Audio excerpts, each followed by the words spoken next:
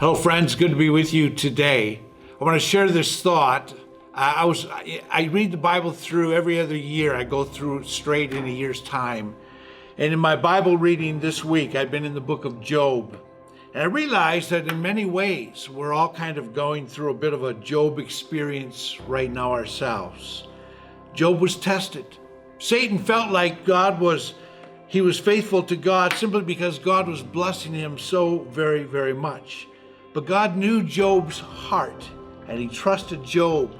So God said to Satan, "Have you considered my servant Job?" Isn't that amazing to think that God would say that about you or myself? Satan says to God about Job, "Have you not put a hedge around him and his household and everything he has? You've blessed the work of his hands so that his flocks and herds are spread throughout the land." Well, to which God replies then, "All right, you may test him." And at that point, everything really begins to fall apart for Job in his life. First, his oxen and his donkeys are stolen from the fields, and his farm hands that were tending them are killed. Then his sheep are consumed by fire, as well as the shepherds that were tending them. Then his camels and the servants that were tending them are killed. And then he's told that all of his children have been killed when the house that they were in collapsed. Although full of grief, Job, here's his response. "Naked I came from my mother's womb, naked I will depart. The Lord gave, and the Lord has taken away. May the name of the Lord be praised." Still, Job never blamed God. Then Satan responds once again to God with a new argument. And he says, "Skin for skin," Satan replied. "A man will give all he has for his own life, but now stretch out your hand and strike his flesh and bones, and he will surely curse you to your face." Well, after receiving God's permission, Satan begins to attack Job himself. He doesn't kill him. The plague of boils that is put upon Job, Job wishes that he was dead. They are that painful. Job is a story of someone who goes from riches to rags to riches. In the end, the second half of Job's life was extremely blessed by God with twice as much as he had lost, he received back.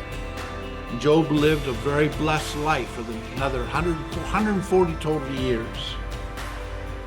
We find ourselves today in the middle of this COVID-19 pandemic. Many people have suffered greatly.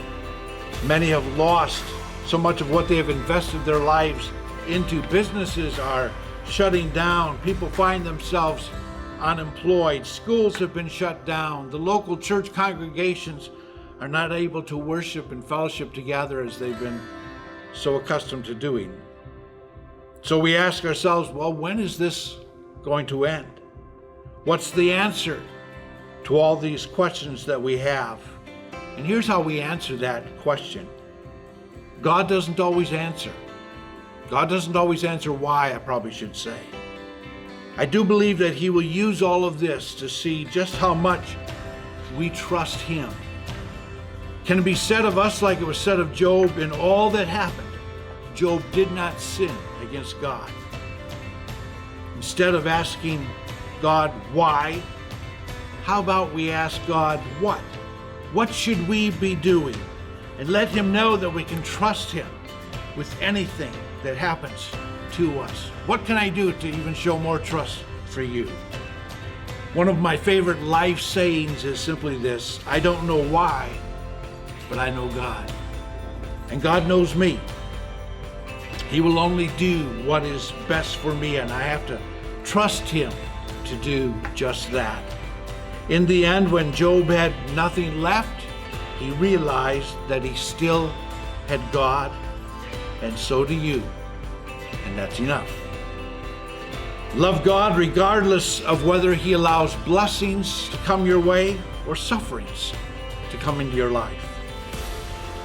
Testing is difficult, but it always, I believe, develops a deeper relationship with God.